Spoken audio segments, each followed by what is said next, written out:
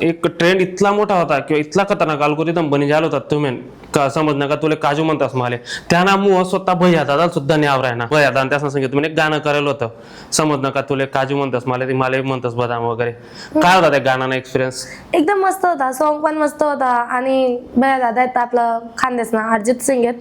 तर मला पण खूप आवड होते त्याचं सॉन्ग करा आणि त्याच ना ते विषय नाही भैया दादा त्या ते म्हणजे खानदेश नाही राज तुला स्वतः फोन करीन सांगत भैया दादाले की मनावर असे गाणं लिखा नाही म्हणे नाही सांगत होता तर पहिले नाही म्हणतील तर सॉन्ग साठी की बाबा मी कपल सॉन्ग नाही करस पण त्याचे मला सांग होतं की बा तुला वाटतं सॉन्ग आहे एकदा ट्राय कर बो असं मी म्हणता ठीक आहे ट्राय करलेस म्हणतं मला भी फोन करना पडी भैया दादा त्याचे मी सांगेन मनावर एखादं गाणं लिखा पण मला पहिले विचार करणं पडी मनावर दादा त्या गाणं काय लिखतील कारण मला ना म्हणजे ना कोण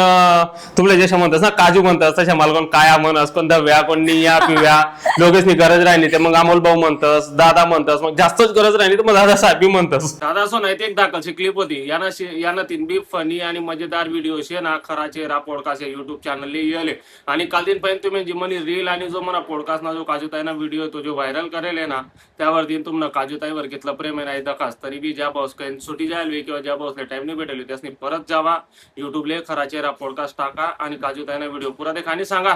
कशा वाटण्या व्हिडिओ होती आणि एक विशेष पुढला पॉडकास्ट कोणता तुम्हाला सुपरस्टार ना संगीत तुमले पाहिजे युट्यूबले कमेंट करीन सांगा. राम राम जय श्रीराम.